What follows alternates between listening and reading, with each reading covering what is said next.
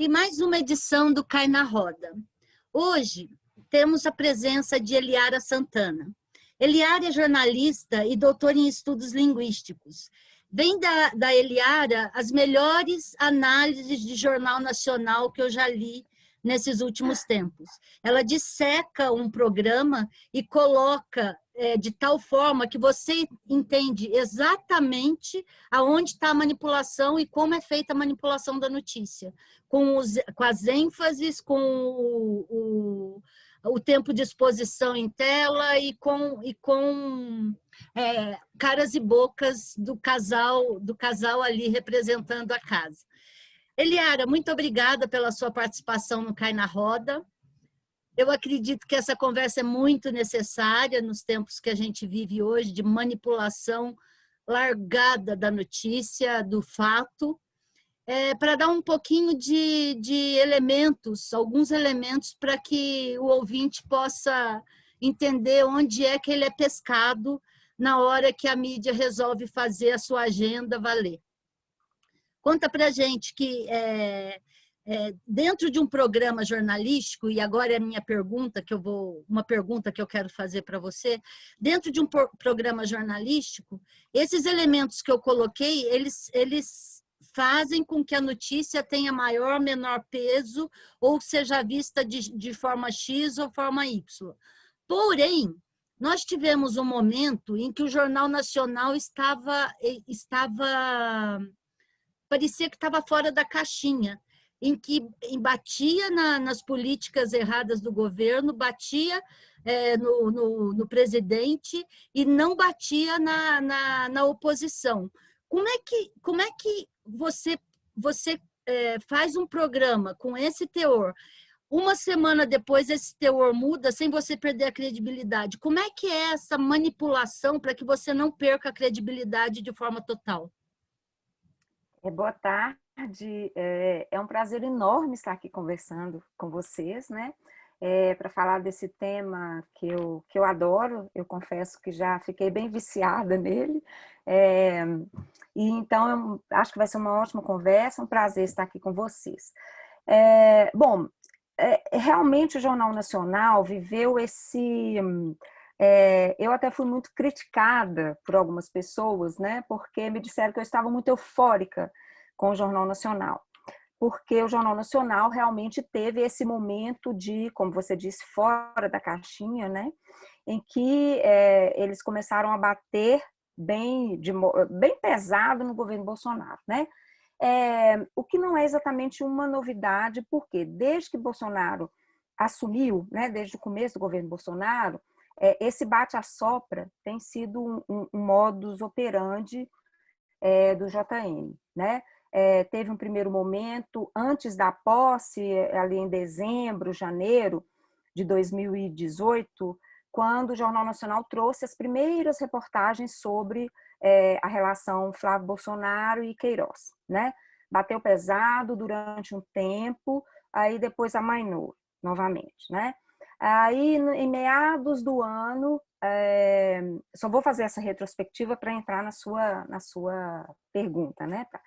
Aí, em meados do ano, mais ou menos, julho, agosto, voltou a bater, né? E tanto é que em agosto, a Rede Globo soltou uma nota, né? Criticando o governo, quando o Bolsonaro falou, deu aquela declaração sobre a Miriam Leitão, e aí continuaram batendo. Houve aquela matéria, aquela reportagem sobre o caso do porteiro, né, do condomínio de Bolsonaro no Rio, né, que Bolsonaro fez aquela live enfurecido. Ali foi um momento interessante. Naquele momento, o Jornal Nacional recupera muito a audiência, né, e depois também foi amainando, porque aí entrou a reforma da Previdência na pauta. Então, esse bate-a-sopra, né, se a gente vai observando assim, ao longo de um tempo, né, para ver como é que essa narrativa vai sendo construída, a gente vê que há os momentos de bate-a-sopra, e aí o assopra é quando entra alguma pauta econômica da agenda Guedes que é interessante, né, que interessa a esse liberalismo, o neoliberalismo que enfim, né, o jornal defende. Não abertamente, óbvio, mas defende. E aí agora, depois de baterem novamente, né, com a pandemia, foi um momento bastante ali em março, quando a pandemia realmente se torna uma realidade no Brasil, e aí o jornal começa a defender muito o Mandetta, né? Quer dizer, o Mandetta assume o protagonismo, e o Bolsonaro, eles tentam relegar Bolsonaro a um segundo plano, mas Bolsonaro não é uma figura relegável a segundo plano, né? Então, Bolsonaro começa a dar muitas declarações e vai ali no crescendo contra o ministro, né?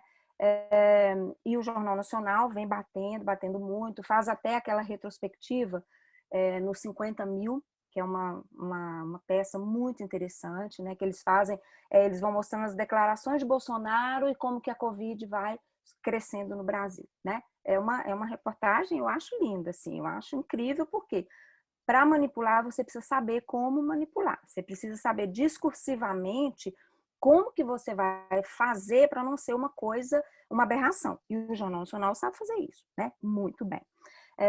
Então, tem essa crise com Mandetta, depois, aquele momento do 24 de abril, que é quando o Moro sai, né, do ministério, do governo Bolsonaro. A edição do Jornal Nacional é toda projetando Moro e o tal do vídeo, né? É uma edição assim impressionante, porque é uma peça eleitoral, né? Então eles projetam Moro, só que ali naquele momento fez água, porque o que Moro denunciou, o tal do vídeo não foi um tiro pela culatra, né? Não teve o efeito esperado, acho que pelo contrário, né? Eu acho que mostrou ali um Bolsonaro autêntico, de alguma forma, né? Assim, para os eleitores dele. E a partir de então, como as reformas vão entrando na pauta e a economia, né? A economia vai fazendo muita água, vai ficando muito ruim, e aí, economia muito ruim, qualquer perspectiva, a esquerda pode crescer, né? Nesse processo. Então, aí nesse momento, as reformas vão entrando na pauta, né? Como a administrativa agora e tal. Então, o que fica, assim, o que subentende-se, o que fica muito visível, né? É que parece que as coisas foram se acomodando e que fizeram um acordo. Tanto Bolsonaro fica, de novo, palatável, humanizado, civilizado, como o Jornal Nacional para de bater, ameniza o tom, né, da cobertura da Covid, e deixa as falas de Bolsonaro passam a ser editadas, né? Por quê? Quando se quer bater nele, ele fica à vontade, né? Então, não tem fala editada, ele entra falando de qualquer jeito. Aí, quando a Adélio Ortiz retorna para o jornal para narrar Bolsonaro, aí a gente já sabe que ele está ali sendo humanizado, né? Que ele está sendo dado um tratamento a ele que é diferente, né? Então, ocorreu isso na eleição, ocorreu isso no começo do governo, está ocorrendo agora, né? Então, parece que está rolando esse acordo, né? Mas aí não sai de cena, por exemplo, a questão do Flávio Bolsonaro, ela volta, vira e mexe, ela aparece, como a mostrar, como a mandar recados, né? Tanto, eu acho que para manter certa credibilidade, como para mostrar o potencial explosivo de certos temas, certos assuntos, certas reportagens, né? Então, o tema Flávio Bolsonaro, ele vai e volta, né?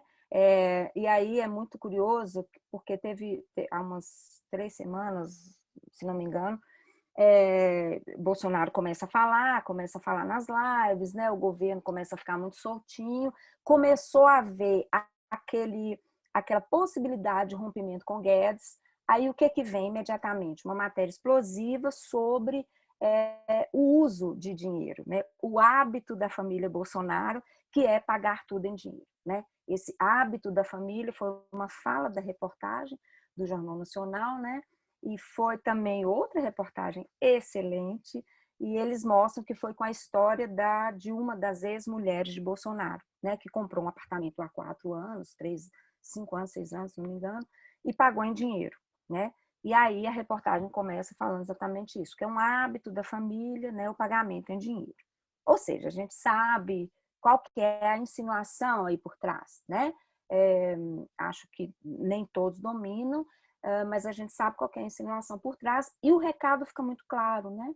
E aí a reportagem é toda, né, com muitas cenas de manipulação de dinheiro, dinheiro vivo, a ideia de falar, toda reportagem que fala do assunto Flávio Bolsonaro, a menção a boletos, ela é muito efetiva, ela é muito repetida, né? Por quê? Porque a ideia de boletos, ela mexe muito com o imaginário de uma classe média que está muito, assim, muito sofrida sem dinheiro para pagar boletos, né? Então, a reportagem é muito interessante nesse ponto, assim, dessas últimas reportagens sobre, né, o financiamento para o Flávio Bolsonaro, sobre os pagamentos todos que o Queiroz fazia, né, os vários boletos, né? Então, eles mostram boletos de plano de saúde, boletos da escola das filhas.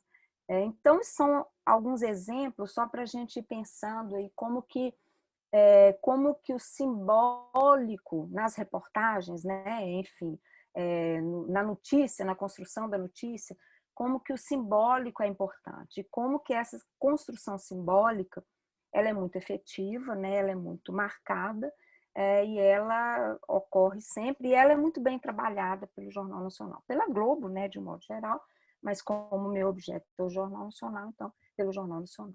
Espero não ter falado demais e ter respondido. Respondeu sim. Eliara, eu vou pegar o gancho aí. Vocês estão me ouvindo bem? Vocês conseguem me ouvir? Sim. Vou pegar esse gancho. Você citou aí por cima a eleição de 2018.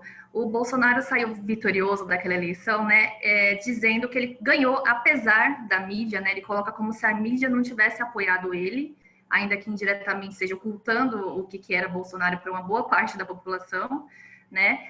E ele disse que ele ganhou apesar da mídia, e ainda hoje, quando ele fala daquela eleição, e às vezes fala de seus blogs parceiros, vamos chamar assim, quando ele se refere, por exemplo, ao Terça Livre e outros canais bolsonaristas, ele destaca essa mídia alternativa de direita e fala que é essa mídia e as redes sociais que dá poder a ele, que ele não precisa mais da imprensa comercial, a imprensa tradicional como a gente conhece.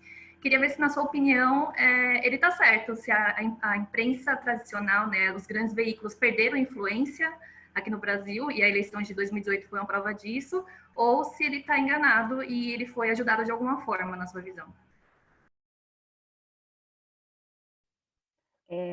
Ótimo você retomar, eu peguei esse ponto, porque, não, bom, primeiro, eu vou de trás para frente. Primeiro, não acho que de forma alguma a mídia tradicional não tem influência nenhuma, perdeu influência, né? É claro que as redes sociais, que a internet, é claro que é um outro elemento, né, são outros elementos, é um outro momento que vivemos. É claro que tem uma influência enorme, mas, bom, em relação à internet no Brasil, nós temos vários problemas, né? Nós temos um acesso que é precário ainda, apesar das pessoas de terem um acesso, de chegar a todo o país de algum modo, mas o acesso é precário, é uma internet muito cara, né? Não é uma internet barata, então não é um acesso como a gente vê em outros países de forma alguma. Então, esse é um ponto. Outro aspecto é que a internet, de alguma forma, não produz conteúdo, né, assim como a mídia tradicional tem capacidade de fazer. Eu acho que a internet não faz isso, não produz esse conteúdo, né, reproduz em muita medida, né, o conteúdo que vem já da mídia tradicional. E se nós pensarmos o Brasil, né, esse continente, né, todo mundo tem sinal de TV, tá? E é claro, Bolsonaro foi imensamente ajudado pelas redes sociais, tá? Mas foi sim pela mídia tradicional. Ele pode não ter sido, num primeiro momento, ajudado pela Globo, porque ele, de fato, ele nunca foi o candidato da Rede Globo, né? Mas a gente não pode esquecer aí o papel da Record, que chega ao território nacional com força, tá? E que tem outros programas, tá? A gente não pode aí esquecer os programas. Por exemplo, além de assistir ao Jornal Nacional, eu assisto muito programa de pastor, tá? E os programas de pastor fazem essa conexão, sim, tá? Então, tem, né, esse aspecto aí que é muito importante, eles têm uma capilaridade muito grande, né? Então, ele não foi assim, ele não ganhou apesar apesar da mídia tradicional, porque a mídia tradicional, corporativa, ela embarca no final quando vê que não havia o candidato, né, um outro candidato possível, ela embarca na onda Bolsonaro, sim. E eu vou dar aqui um exemplo, né, aliás, 2 exemplos.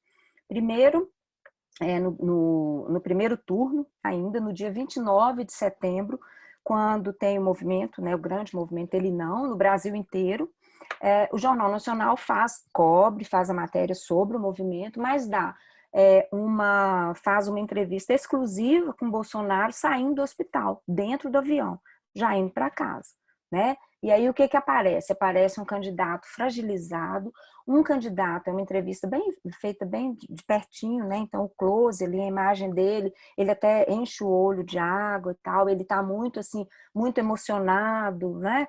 Fala na filha, que estava com muita saudade da filha, fala que queria ir ao debate, né? Então a reportagem é maior do que a reportagem sobre o Ele Não, né? Isso no dia 29. Aí no dia 1º de outubro, no dia 1º de outubro, o Jornal Nacional solta a matéria, a reportagem de 9 minutos, quando o Moro libera mais detalhes da delação de Palocci, né? De Palocci. Então, são 2 exemplos aí para, né, a gente mostrar que não foi assim tão sem a ajuda, né, da mídia corporativa. E depois, no segundo turno, quando a Folha de São Paulo, né, que a Patrícia Campos Melo solta aquela reportagem sobre o disparo, né, em massa de mensagem de fake news, o Jornal Nacional dá uma cobertura pífia para aquilo, né?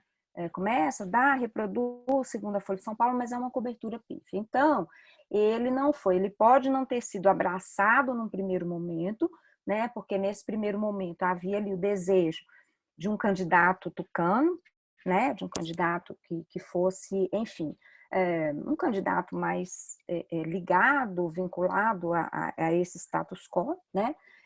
Mas Bolsonaro foi o possível, né? Porque Bolsonaro, e eu acho que a Globo já está vendo isso muito bem, ele não é uma figura controlável, né? Ele até certo ponto, vai ali, faça um acordo, faz um, faz outro, mas ele não é totalmente controlável, né?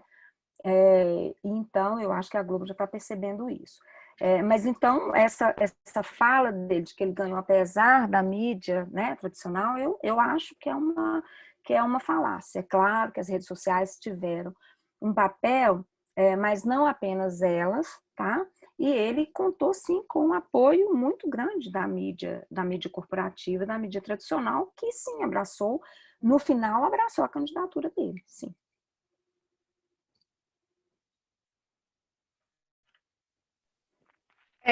Inclusive, Yara, a gente puxou esse assunto até um pouco mais atrás, a gente viu essa questão de empreendimento com relacionamento com candidatos de direita, a gente vê isso, inclusive, até nas eleições de 2002, quando a gente viu que, embora a imprensa estivesse crescendo, a gente ainda via as mídias tradicional como um veículo hegemônico de informação.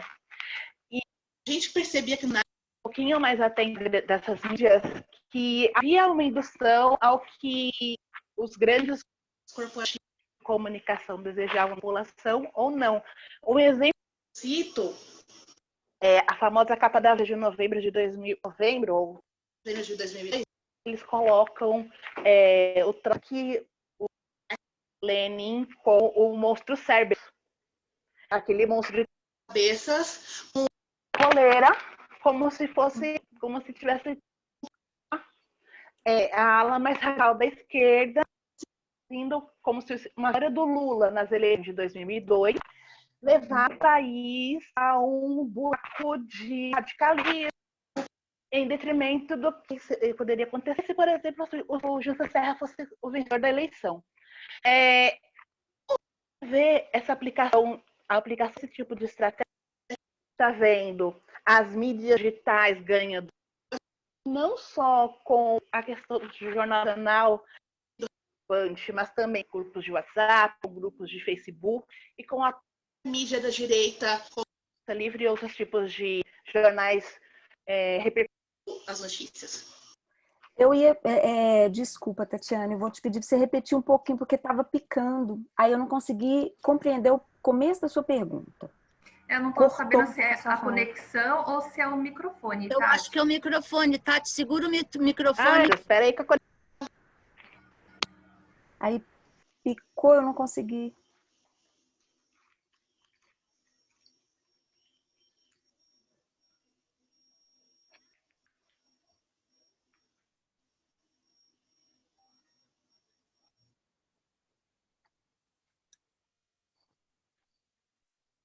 Vamos lá, melhorou?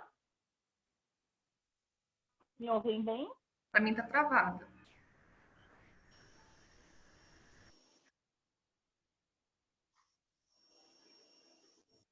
Pronto, melhorei. Mudei de fone, melhorou agora? Vai, Tati, fala. Vai.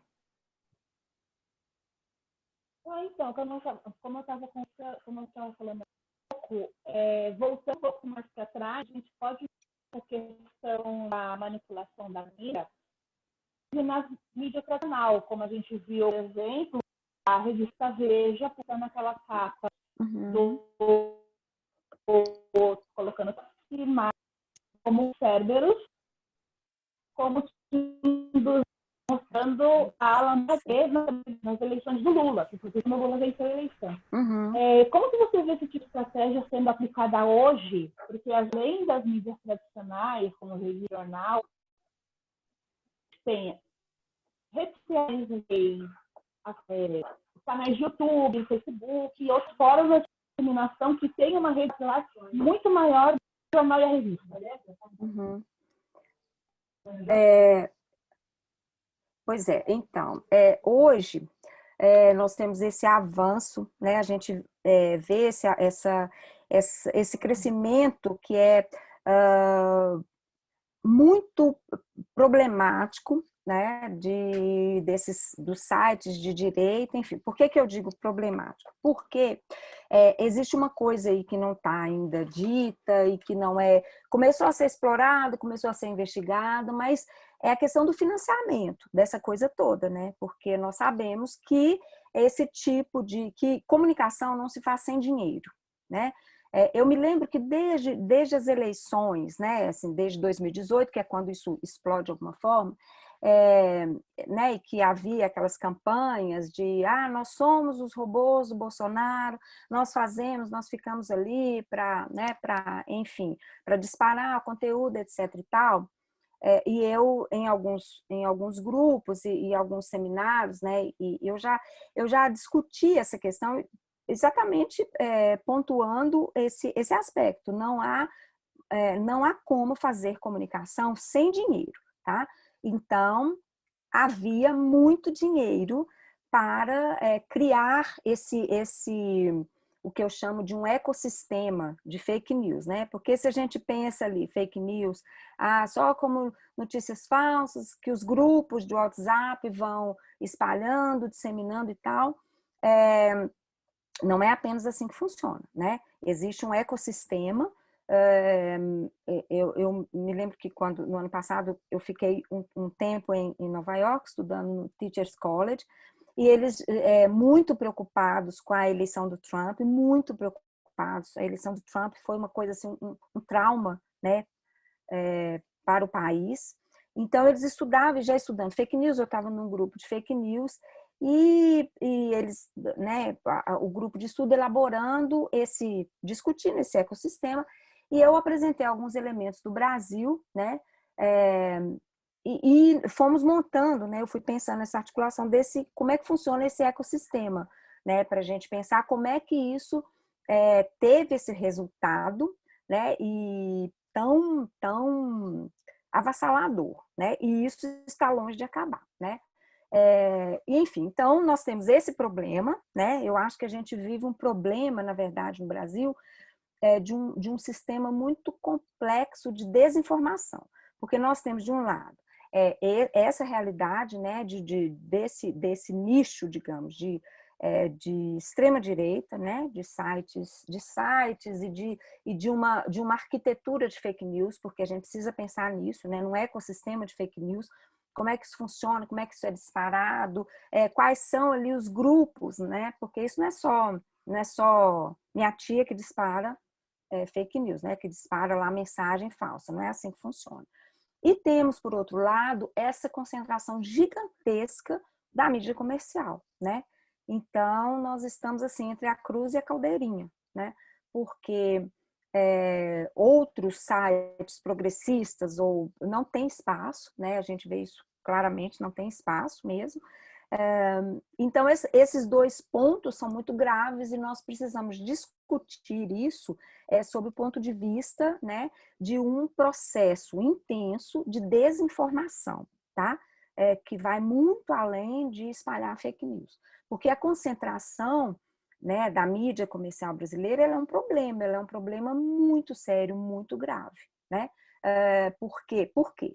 Primeiro, porque são pouquíssimos grupos ali, né, 7 grupos, que vão controlar tudo, né, controlar a produção, tá, da notícia naquele formato ali e controlar a disseminação, né? Porque se a gente pensar, a Rede Globo, o sinal da Rede Globo, né, enfim, chega a quase a 98,6%, se não me engano, dos municípios brasileiros. Isso é uma potência maluca, né, gente? Uma potência. Então, nós temos esse cenário. E eu acho que é um cenário muito, muito complexo, muito grave, né? Porque esse lado de cá, né, dessa mídia de extrema-direita, ela não está controlada, está longe de acabar, tá? Muito longe. E aí, se a gente observa, por exemplo, os programas, né? Deixa eu dar um exemplo para ver se eu fico mais claro. Se a gente observa o fenômeno kit gay, como é que o kit gay se tornou essa coisa que eu acho incrível, né? Porque se você conversa ali com uma pessoa mais simples, uma pessoa que trabalha fazendo faxina num prédio, e se você conversa com alguém que trabalha, um analista do Tribunal de Justiça, tá? E eu falo isso por uma experiência bem própria, essas duas pessoas de realidades distintas, de acesso à educação formal absolutamente dispar, né? As duas pessoas acreditam no kit gay, tá? Como que isso se tornou tão efetivo, né? Como que esse material se tornou tão efetivo? Eu me lembro que eu apresentei isso lá no grupo de discussão em Nova York, eles olhavam aquilo assim como? E me perguntaram como as pessoas acreditaram nisso, né? Que existe um material didático para transformar crianças de 6 anos em gays, né? Resumindo, o kit gay é isso. Então, entra aí essa capilaridade. Por quê? Cada vez mais há programas religiosos, programas de pastor, tá? Neopentecostais e mais conservadores nas TVs. Se a gente pega um sábado à tarde, sábado à noite, sexta-feira à noite, tá? São vários programas interessantes. Alguns eu recomendo, acho que todo mundo deveria ver. Alguns são bem interessantes. Aí, isso que é discutido ali na TV, isso vai para a igreja, também é discutido ali, tá? Isso aí forma-se aquele grupo de WhatsApp que tem, gente, um cérebro, tá? Não é a minha tia que está lá fazendo isso. Existe um cérebro para pensar esses grupos, como a gente viu agora nessa reportagem sobre os Guardiões do Crivella, né? Isso é muito sério. É uma reportagem também, o tema é muito bom, é muito importante e é uma questão muito séria. Então, esse funcionamento, né, ele é muito articulado, né? Não funciona só assim, não é um disparo aleatório e tal. Então, esse fenômeno da desinformação, ele é muito sério, tá? Ele é muito sério, ele é muito grave, porque nós precisamos urgentemente no Brasil de um efetivo letramento midiático, que não ocorre. Né? Que não existe. Existem ali uma ou outra experiência, se fala em digitalização, mas não é disso que se trata, né? Então, isso é muito sério, porque nós temos, né, esses dois blocos, né? Uma mídia super concentrada, que quando quer denuncia o que ela acha que está errado, e aqui, né, grupos de extrema direita que disparam, que, né, estruturam e disparam fake news, né? Se eu estiver falando Mas demais... o que você quer... Eu queria só que você esclarecesse o que você quer dizer quando você fala em letramento midiático. Sim, é uma experiência... Na verdade, é algo que já está a vigor há muitos anos, muitas décadas na Europa e nos Estados Unidos. É uma experiência interessantíssima. A Unesco traz como alfabetização midiática, tá? Esse desenvolvimento de ferramentas para, bem grosso modo, tá? Para a compreensão da mídia, para a compreensão de como se faz o discurso da mídia, né?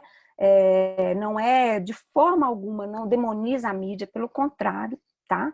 É uma proposta interessantíssima, assim, eu me tornei apaixonada pelo letramento midiático, né, pelos conceitos principais e, enfim, pelas ferramentas, né? E então trabalho, por exemplo, a questão da propaganda. Onde que existe propaganda? Em tudo, né? Então a mensagem, a notícia, a própria construção da notícia, ela embute muitas vezes a propaganda. Como que isso se estrutura, né? Para além de você ficar pensando, a questão não é só pensar mensagem falsa, é pensar na construção, por exemplo, deixa eu dar um exemplo aqui, há 3 ou 4 edições, o Jornal Nacional está sempre fazendo uma reportagem enorme sobre o agropop, né? O agronegócio. Então, é uma reportagem com absoluta cara de assessoria de imprensa, né? Parece que entregaram pronto ali a matéria, mas, né, quem assiste, né, vamos pensar lá, o cidadão e tal que assiste ali o Jornal Nacional não vai pensar, só vai pensar que realmente o agro é pop, que é uma maravilha, né? E aí, nos intervalos, né, dos blocos do jornal, a gente vê lá o anunciante agro é pop, tá? Então, para a gente pensar como é que as coisas funcionam, né? Funcionam assim, nesse sentido, né? Meu Deus. Mas quando você fala dessas experiências, Eliara, eu queria entender que experiências são essas, quem que faz esse letramento midiático, para quem que é esse letramento midiático, como que funciona?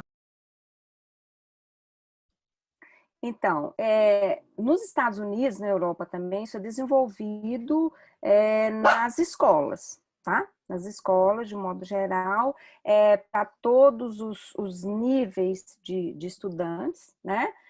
Mas há também trabalhos com comunidades, há também trabalhos com as famílias, né? Mas é um trabalho, isso integra o currículo, sabe? E não é a questão do digital, tá, gente?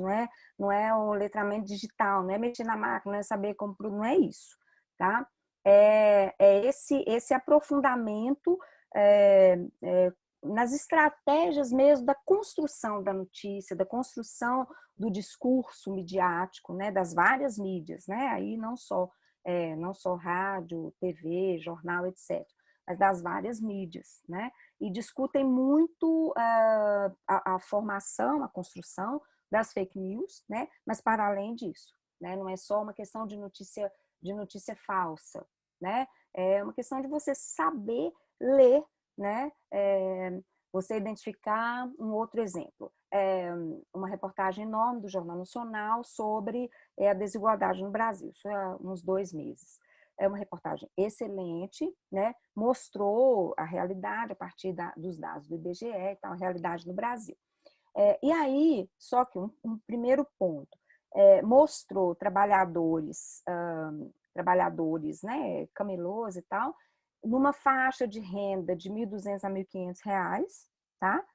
Isso não é um retrato de desigualdade, um aspecto. Segundo aspecto, nas imagens, não foram mostradas imagens de pessoas na rua, pessoas em situação de extrema pobreza. E terceiro, eles não deram informação que é a informação, para mim, básica, que metade, né, que 100 milhões de brasileiros vivem com R$ 400 por mês. Isso não entrou, né, na reportagem. Então, eles falaram do assunto, claro, não deixaram de falar né? Não ignoraram, mas deram dentro de um quadro X, né? Dentro de um recorte específico, né? Então, isso, o letramento midiático vai dar instrumentos, ferramentas para questionarmos esses processos, né, de construção da notícia, né, entre várias outras discussões. Nós tivemos um dos primeiros programas do Cai na Roda, a Paula Nunes, que é candidata do PSOL num coletivo, são cinco mulheres. A Paula Nunes falou que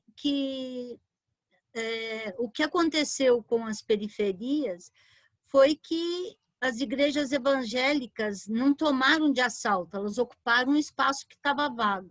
Um espaço que antes era ocupado por uma militância mais consciente, uma militância fazendo essa conscientização, discutindo, de repente sumiram e o lugar vago foi tomado por evangélicos.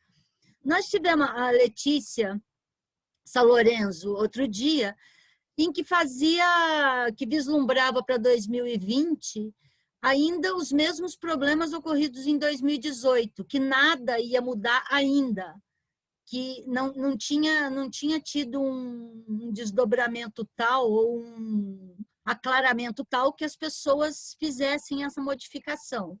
Você colocou hoje que você tem a repetição do discurso do governo dentro dos programas evangélicos que atingem, vou colocar 70% da população, e eu acho que eu não estou exagerando. Com esse quadro em que aquilo que dá sustentação para o poder de Bolsonaro, aumentando em vez no lugar de diminuir, quais são os seus prognósticos para 2020 e 2022? É difícil fazer prognóstico, né? Assim, eu fico sempre com medo de ou ser muito pessimista ou ser muito otimista.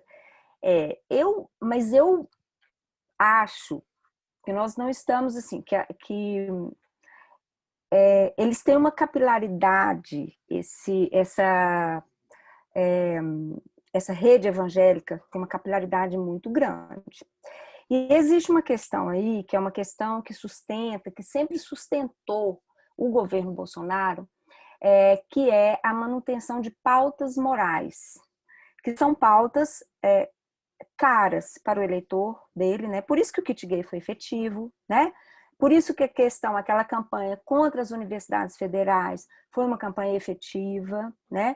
Porque existe um pensamento conservador, né, na sociedade brasileira, que se alimenta dessas pautas morais, né? E com os movimentos de esquerda, né, essas questões, elas, como eu vou dizer, houve um outro pensamento, né, não conservador, tá? E, enfim, mas esse pensamento conservador, ele está na sociedade brasileira, né? Então, essas pautas morais, não é à toa que a Damares é uma das ministras mais bem avaliadas do governo Bolsonaro, né? E ela é um baluarte do governo, tá? Ela é um apoio desse governo. Então, essas pautas morais, elas são pautas importantes, e elas são pautas que sustentam. E elas são pautas que vão sendo trabalhadas nessa rede, né? Ali o programa de pastor, que fala com a mulher, né, evangélica, e fala sobre isso, né? Um dos programas que eu assisto, por exemplo, ele tem lá reúne para a família, né? Então tem o antes e a narrativa é muito bem construída. Tem o antes, o depois, durante e depois do problema. Então, qual que é o problema? O marido, né, que enfia na cachaça, e aí isso é um problema. Então o pastor vai lá, né, mostra como aquela vida tá ruim, vai, reúne os dois, conversa naquele cenário bonitinho, né, e mostra a vida, etc e tal, e tem o final feliz, né, quando ele tira o demônio da cachaça daquela família, tá?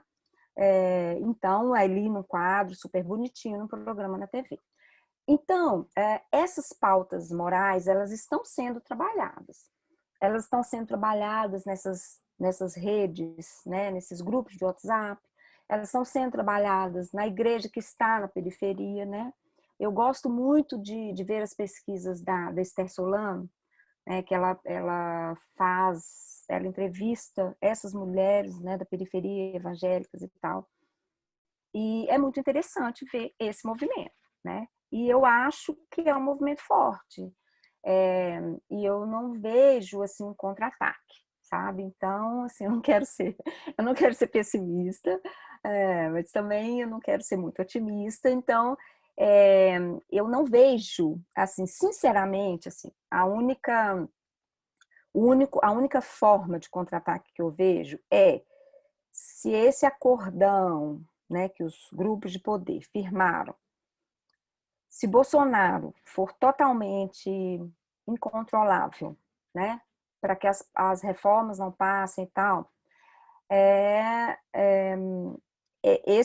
essas ligações perigosas que existem, elas serão desnudadas, tá?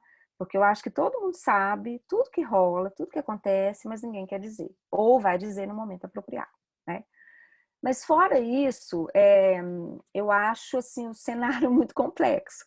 Mas ainda temos aí um tempo, eu acho que as coisas podem mudar, até porque, como eu já disse, ele não é uma figura controlável, né? Então, ele pode realmente, ele já está de olho em 2022, óbvio, né? Isso é claro, né? Ele viu ali essa história do Renda Brasil, isso é pensando o filão do Nordeste, né? Então, eu acho que uma parte da esquerda, né, se perde muito naquela de achar que ele é burro, que os eleitores dele são burros, né? Essa história um pouco lugar comum. E, enfim, eu não vejo um cenário muito positivo, mas também não é muito tenebroso. Mas nós não podemos ficar muito felizinhos ou eufóricos, porque eu acho que essa rede que o apoia, né, eu acho que ela é uma rede forte, sim. É uma rede que tem peso, né? Que tem, aí você junta pauta moral, né? E agora ele está pensando aí, está com a grana na mão, né? Já teve a grana para alimentar esses sites, né, essa mídia de extrema esquerda, né, já teve essa grana. Tem a pauta moral muito bem articulada, né? E tem agora, descobriu que pode fazer, né, um Bolsa Família também, para chamar de seu, né?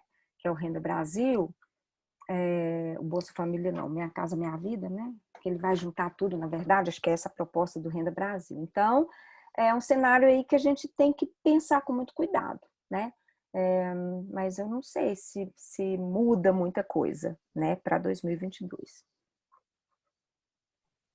Em termos de discurso, um trabalho, algum trabalho sendo feito pela esquerda nesse momento de eleição, conseguiria quebrar essa rede já tão estruturada que vem desde 2018 e essa rede tão estruturada da mídia, da grande mídia, que fecha com a pauta neoliberal do Guedes? Você acha que dá para quebrar isso com um discurso bem montado? Nós temos tempo para fazer esse tipo de coisa?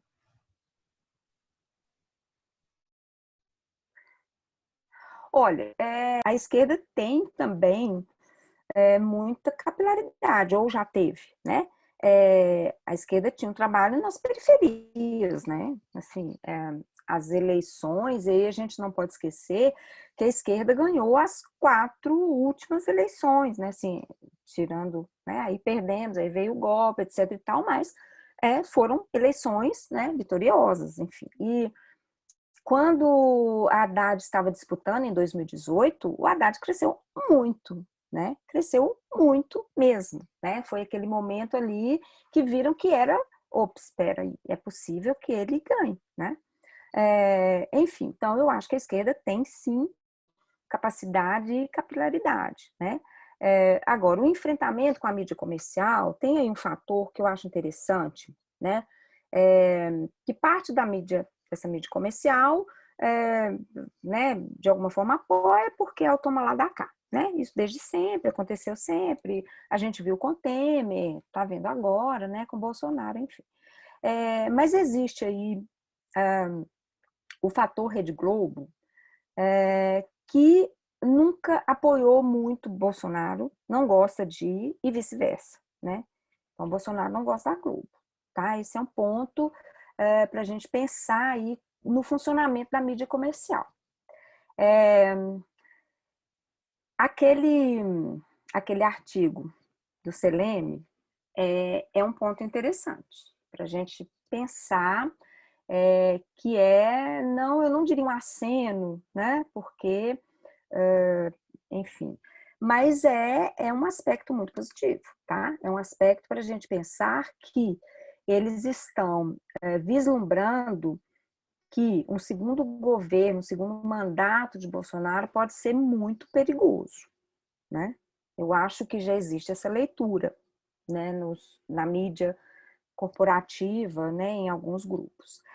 Então, eu acho que são dois aspectos aí. Pode chegar sim. Eu acho que, primeiro, a esquerda tem sim capilaridade e capacidade de trabalhar um discurso agora. Vai ser preciso conversar com os evangélicos.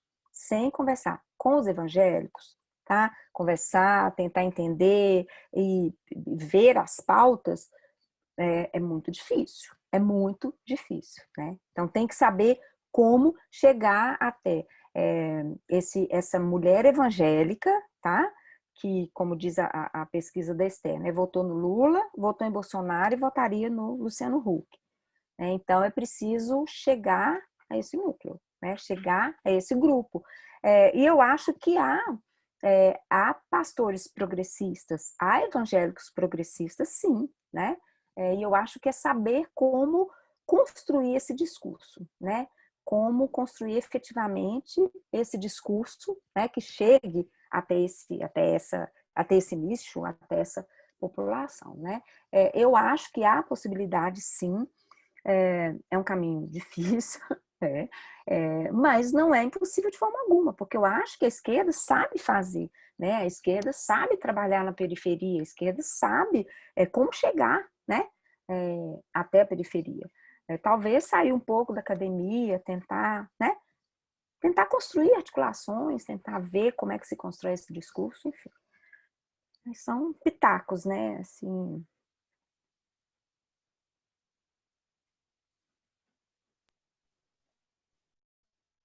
E fazendo uma. Eu estava falando sobre essa questão de política com relação de mídia, a gente também pode pensar no sistema ligado, porque só que pensar assim, na questão da capilaridade Globo, ele precisa de retransmissoras em diversas regiões do país. Muitas Tatiane, dessas transmissoras, sua fala está cortada. Famílias de políticos que estão em Brasília hoje podem ou não apoiar o Bolsonaro. Tenta sem o fone, Tati, porque tá picotando pra gente.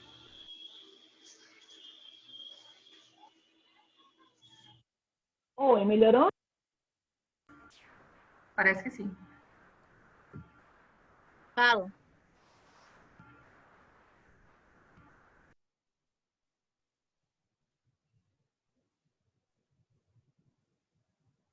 Eu só ia fazer um adendo muito rápido de política e mídia. Se pensarmos nessa questão de capilaridade, nós estamos.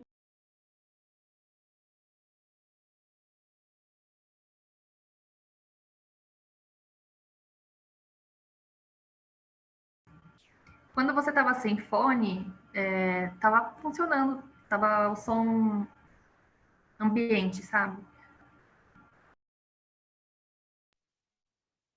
Não? Me ouvem? Tenta.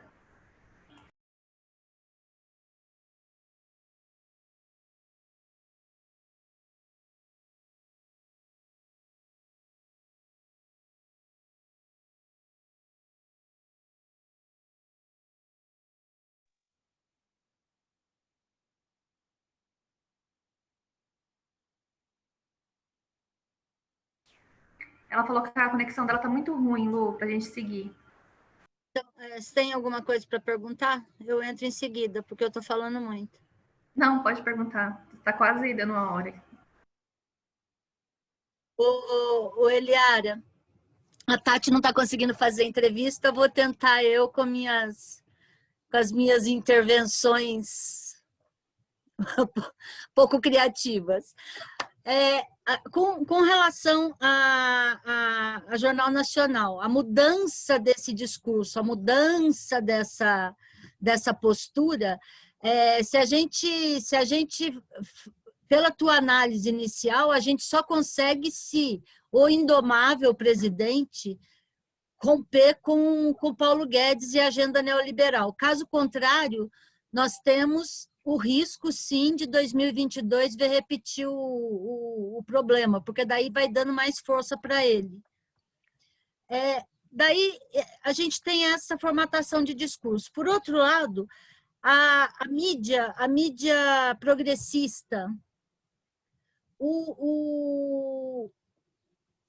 a penetração dessa mídia é tão pequena assim que ela não consegue fazer frente para esse monte de desinformação que se coloca a respeito de feitos e tudo mais de Bolsonaro e neoliberalismo?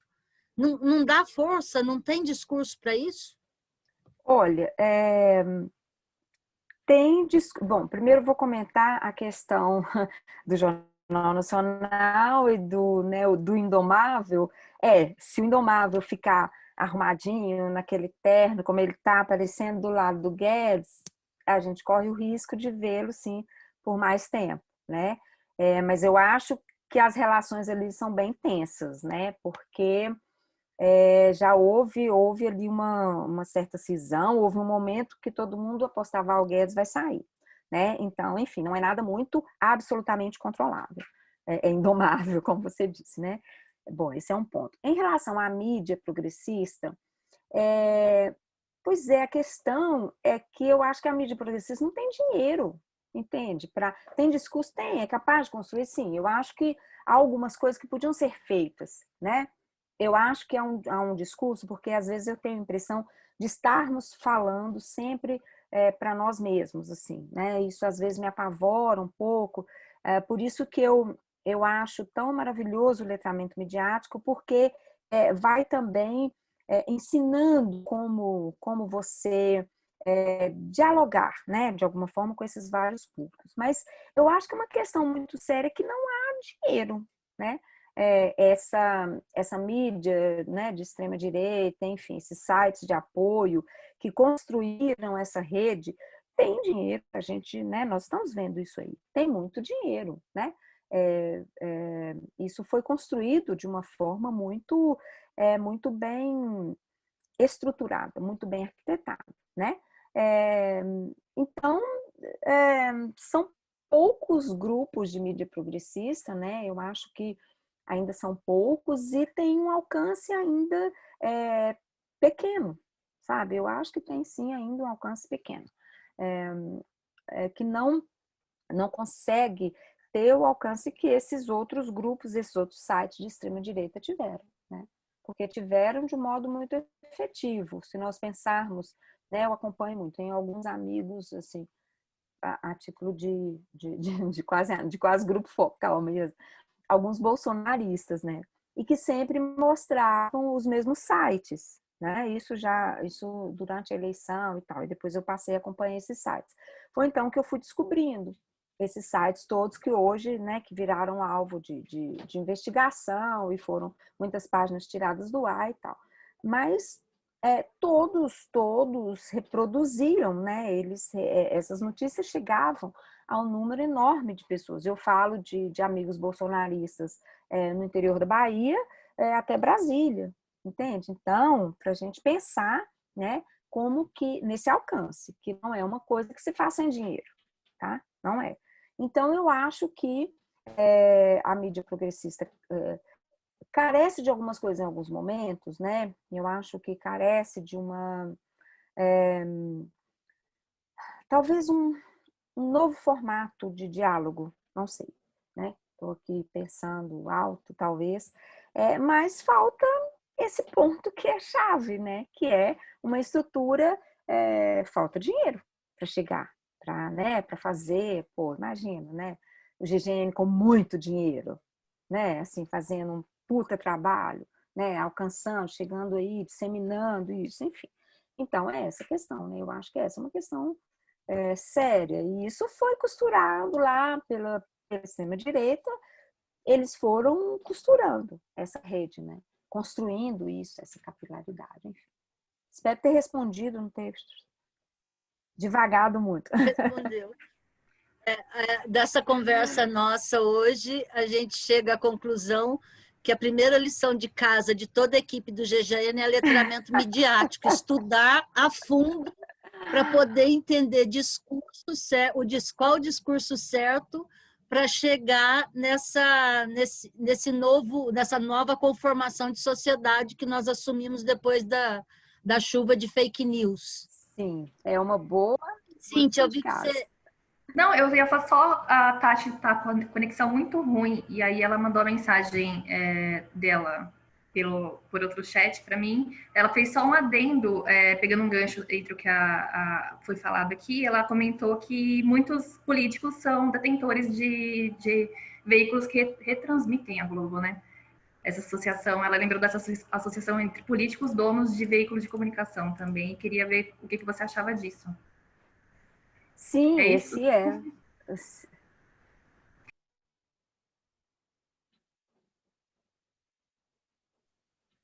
está sem som. Ok? Eu acho que ela... Tati, eu tô perguntando para a Tati se era isso. Desculpa. Será isso mesmo. Mas esse é um ponto fundamental, né? Esse é um aspecto essencial dessa concentração, né? Que isso, inclusive, é proibido, né? Pela Constituição, que políticos tenham meios de comunicação, muitos têm retransmissores, sim, da Rede Globo, e rádios, né, gente? Porque a gente não pode se esquecer do poder enorme do rádio, tá? No interior é uma coisa impressionante, né? O rádio tem um poder enorme, tá? E aí o programa do pastor também está no rádio, o rádio fala com a comunidade, geralmente nas casas do interior o rádio está ligado o dia inteiro, tá? Inteiro.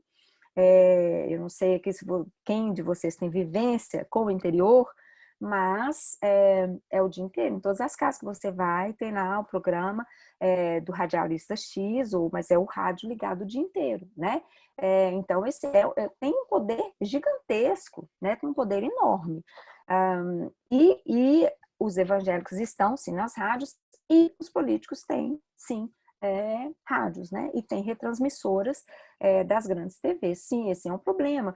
A desinformação, né? Assim, se pensarmos a desinformação como um projeto político mesmo, né? Pensando aí no macro político, né? Ela tem esse braço da concentração. A concentração é muito, muito importante e muito perversa, né? Por isso, quer dizer, um político que tem rádio, que tem retransmissora de TV, né? Não é à toa, na Bahia, os ACM, né? Os Magalhães têm retransmissora da Globo, né? Tem TV, rádio, enfim. Eu acho que seria interessante, eu não sei se existe isso, Eliara, como que está esse tipo de estudo. Eu fiz uma pós em mídias digitais e eu senti, meu trabalho era sobre o julgamento do Lula na era da mídia digital, né? O uso das redes sociais para disseminar informações sobre o julgamento que fizessem contraponto à cobertura da grande mídia, que a grande mídia claramente deu muito mais espaço para acusação do que para defesa. E aí, naquela época, eu já tive muita dificuldade de encontrar estudos que fizessem esse tipo de... Eu não sei se é muito difícil fazer isso, estudos que fizessem esse tipo de apuração, ver se essa estrutura que já está estabelecida, que é a estrutura da mídia eletrônica, vamos chamar assim, né, de TV e rádio, que a gente sabe que tem um alcance enorme, como você está falando aqui no Brasil, se ela realmente ainda não está fazendo, ela não está sendo um pouquinho, aos poucos, ultrapassada pela chegada das redes sociais. Porque tem alguns pontos assim, que você comentou aí, né, que nem todo mundo tem internet, é uma coisa custosa, de fato. Eu estava lendo ontem o trechinho uns capítulos do livro da Patrícia Campos Mello, da Folha, né? A Máquina do Ódio, e ela fala ali que aqui no Brasil, acho que o WhatsApp, né, tem 135 milhões de contas no WhatsApp no Brasil, né? E é quase 60% da população se cada um tivesse uma conta, algo assim. E o Facebook não fica muito atrás, são 125 mil, 120 milhões, desculpa, não é mil, é milhões de contas. E aí, você citou aí da estrutura da TV, por exemplo, eu tenho internet em casa, eu tenho Rede Globo, mas eu não assisto JN. Eu me informo pela internet o tempo inteiro. Eu já não abro mais jornal impresso, eu me informo pela internet o tempo inteiro, né? Novos hábitos de consumo, eu diria assim, novos hábitos de consumo de informação. É muito difícil encontrar estudos sobre isso para tentar, e não devia ser, né? Porque a mídia digital você consegue ver quantas impressões teve uma matéria, qual é o alcance de um site, né? Quantas leituras teve por mês. Agora, por que não fazem esse tipo de comparação, né? Em estudos com números, para a gente ter uma dimensão da influência, assim, uma comparação do que está chegando de internet em cima dessa mídia tradicional, vamos dizer, né? Não sei se você conhece estudo sobre isso. Não, eu utilizei um estudo, mas é um levantamento sobre, que é o monitoramento da propriedade dos meios no Brasil, que é um estudo muito interessante, muito completo, né, feito pelos, agora eu me perdi, jornalistas, nossa, desculpa, me fugiu aqui, mas eu mando para vocês, é um documento, está disponível na internet, excelente, né, faz esse levantamento todo de dados, mas da mídia tradicional.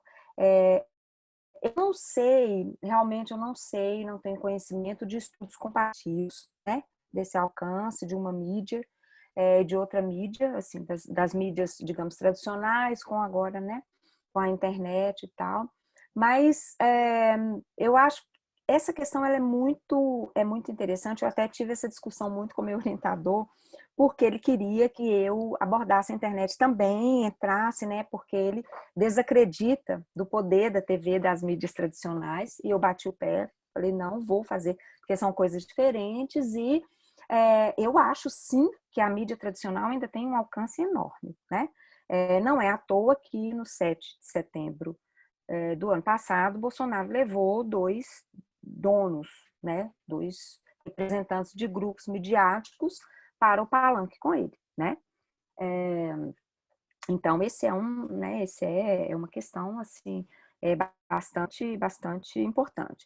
Se nós pegarmos, por exemplo, o público jovem, você tem razão, o público jovem já não assiste mais Jornal Nacional, praticamente não vê TV, né? Não vê TV.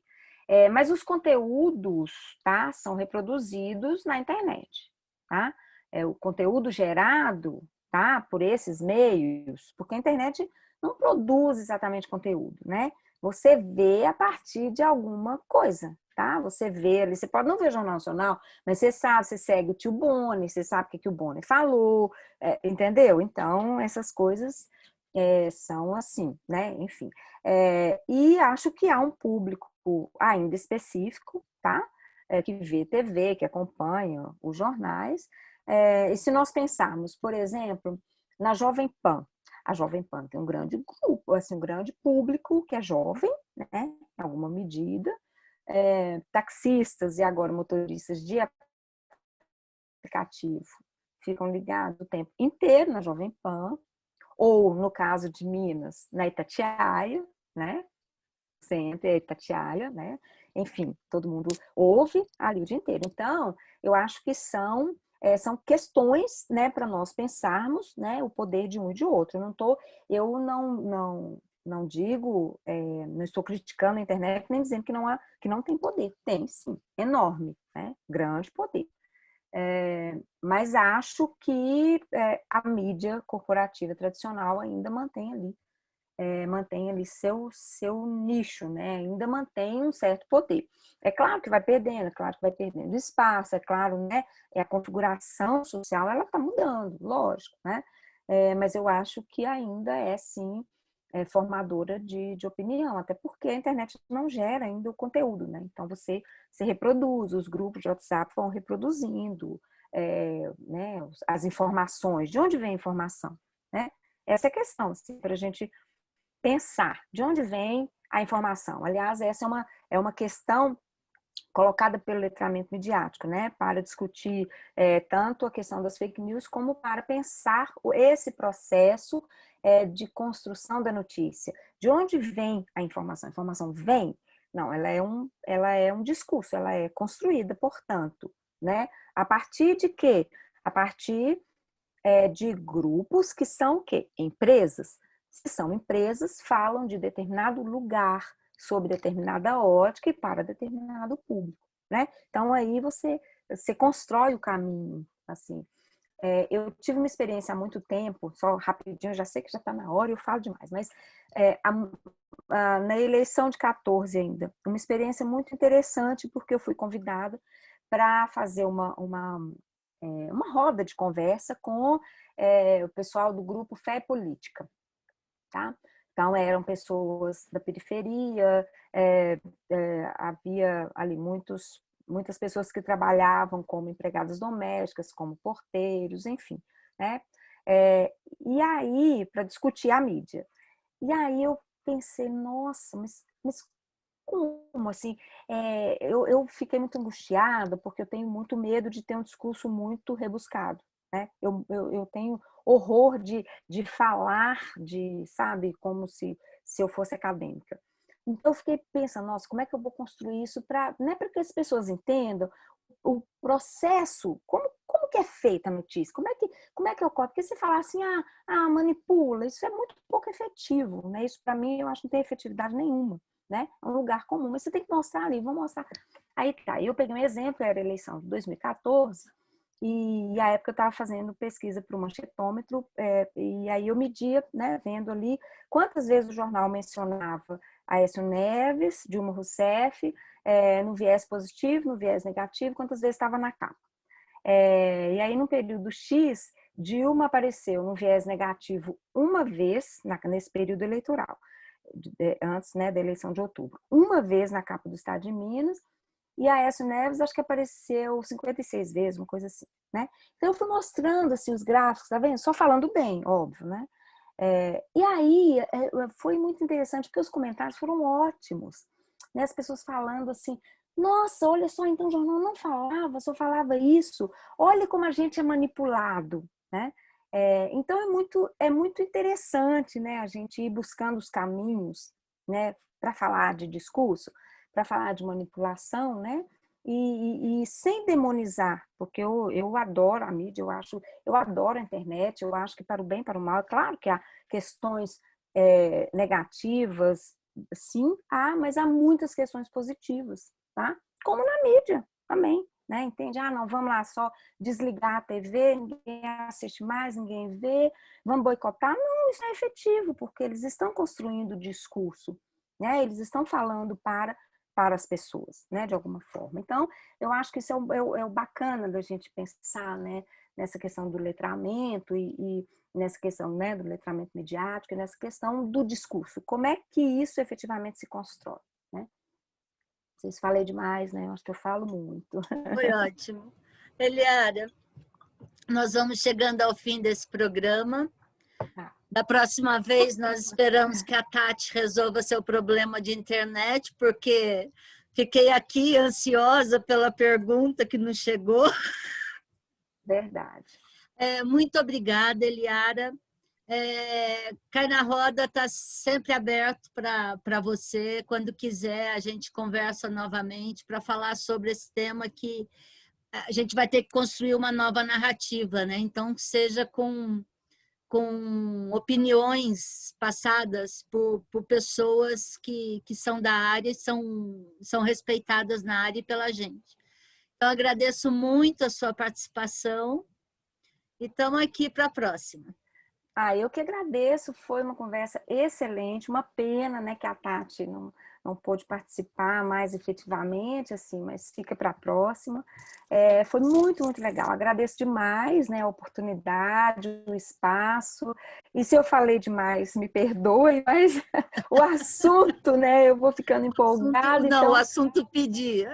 Pois aí eu vou falando muito, mas foi ótimo, agradeço muito, muito mesmo, e estou disponível aí para uma próxima rodada de conversa. Então tá, gente. Meninas, obrigada e até mais.